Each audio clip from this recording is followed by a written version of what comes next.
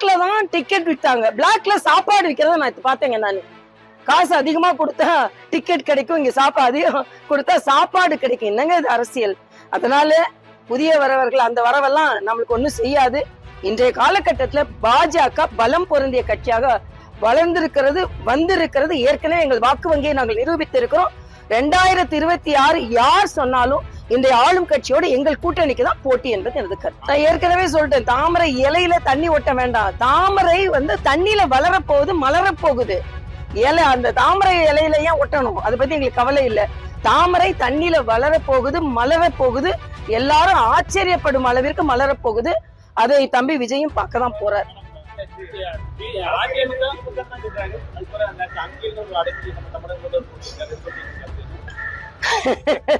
அதாவது இதுல என்ன எனக்கு புரியலன்னா, தமிழக முதலமைச்சர் எல்லாரையும் அப்பான்னு கூப்பிட சொல்றாரு, இவர் அங்கிள்னு கூப்பிடுறாரு.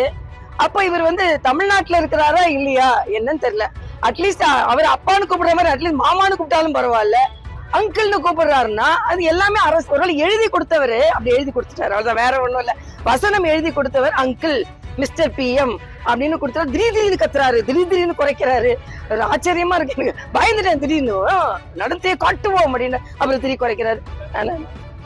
நான் டிவில பார்த்தேன், என்ன பேசுறான்னு பார்க்க வேண்டியதானே. இல்ல அது பொருந்தா கூட்டணியா பொருந்துற கூட்டணியா அவருக்கு என்னப்பா தெரியும்?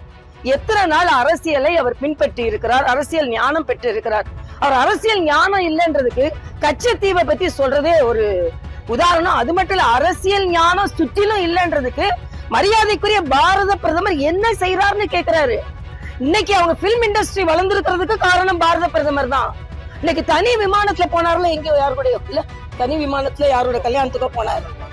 யார் கல்யாணத்துக்கோ போனாரு, யாரு கூட நான் சொல்லல, யார் கல்யாணத்துக்கோ போனாரு. அந்த மாதிரி எல்லா ஏர்போர்ட்டையும் முன்னேற்றி வைத்திருக்கிறார்கள் பாரதிய ஜனதா கட்சியை சார்ந்தவர்கள். இன்னைக்கு விஜயும் இவ்வளவு தைரியமா பேசுறதுக்கு காரணம், அவரோட அந்த அரேஞ்ச்மெண்ட்ஸ் எல்லாம் செய்ய முடியறதுக்கு காரணம். நான் ஒன்னே ஒண்ணு கேக்குறேன், நீங்க எல்லாம் கேட்டுக்கோங்க.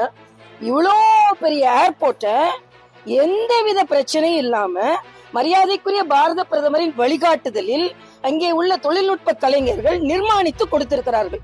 ஒரு கோடியை ஒழுங்கா நட முடிஞ்சுதா? ஒரு மாநாட்டை ஒழுங்கா நடத்த முடிஞ்சுதா? ஒரு முறையே இல்லாமல் ஒரு மாநாட்டை ஒழுங்கா நடத்த முடியாதவங்க எப்படி ஒரு ஆட்சியை நடத்துவீங்க? ஆட்சி நடத்த தெரியாதவர் ஒருவர் நான் முதலமைச்சர் சொல்றாரு. ஆட்சி நடத்த தெரிந்தவர்கள் நாங்கள், எங்கள் கூட்டணி, நாங்கள் இங்க போட்டி